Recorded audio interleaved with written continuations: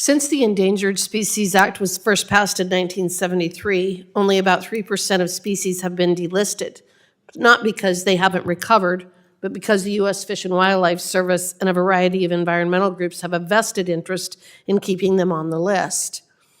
The gray wolf and the grizzly bear in Wyoming, as well as the gray wolf and the Preble's jumping mouse, are just additional examples of this.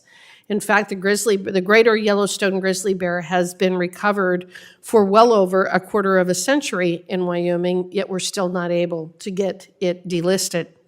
Mr. Brian Nesvik from the Wyoming Game and Fish Department has been at the forefront of these recovery efforts for almost 30 years. He testified just a few months ago on the current state of the Greater Yellowstone grizzly. Specifically, he highlighted the fact that the species has not only recovered far beyond the recovery threshold, but has also expanded far beyond its suitable range. Human-bear conflict potential has risen exponentially with this expansion in range. In 2020, nearly 8,000 square miles of grizzly bear range was outside of the designated management area, including on private lands. Just last week, a large male grizzly wandered within 20 miles of Billings, Montana. People now deal directly with grizzly bears that have wandered into rural and agricultural areas. These same people were once promised that the bears would not be allowed to permanently occupy the lands where they work, live, and recreate on a daily basis. And unless we choose to act, this promise will remain broken, and these populations will continue to expand completely unmanaged. The Fish and Wildlife Service, in fact, has found that the Greater Yellowstone ecosystem is fully saturated with grizzly bears and that they exceed the numbers that are healthy for that particular area. Director Williams, considering the fact that the state of Wyoming has invested over $59 million in grizzly bear recovery and management, going from 136 bears in 1973 to over 1,100 currently, which is double the recovery numbers that was part of the recovery plan. Do you support transitioning to the Wyoming State Management Plan and delisting the grizzly bear?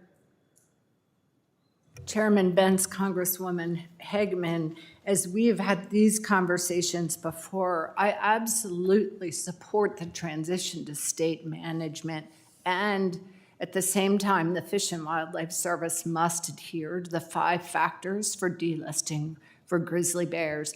And we had previously proposed delisting the Greater Yellowstone Ecosystem for grizzly bears, and the district court rejected that delisting. And now we have a petition before us from Wyoming where we are going through those factors and have to look at not only the numbers of the bears, but also the other factors of the statute. And we are doing that right now. Ms. Williams, are you intentionally pushing grizzly bears onto private lands?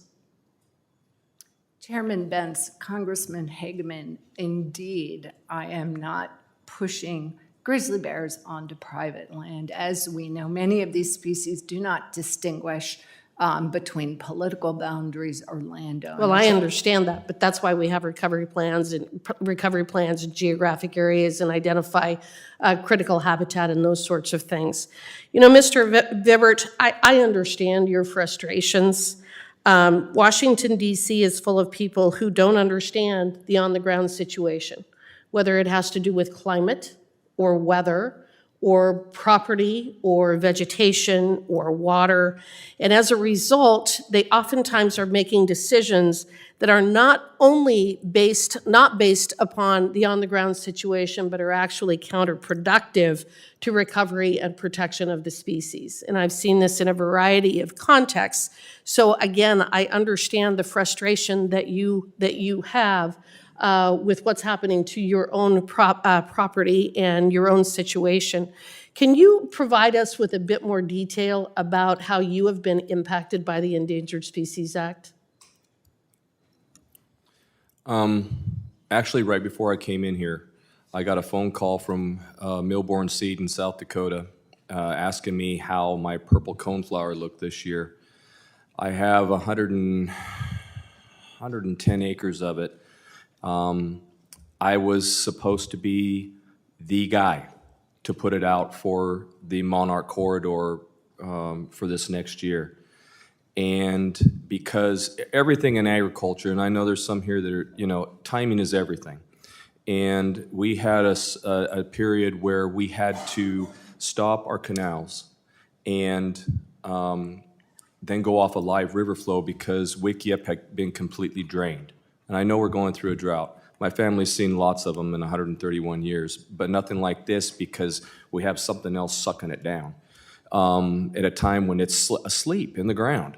And so I had to tell them I'm not going to have the poundage for them that they wanted because it's a perennial crop and it didn't come up in time during our season. We have a very unique system, a microclimate, 85 degrees during the day, 30 at night. There's only one other place in the world, and that's in Chile, in the shadows of the Andes Mountains. It's going to cost me around $350,000 in lost revenue. And also an impact on the monarch butterfly. Yeah. The gentleman's time's Thank you, I expired. yield back.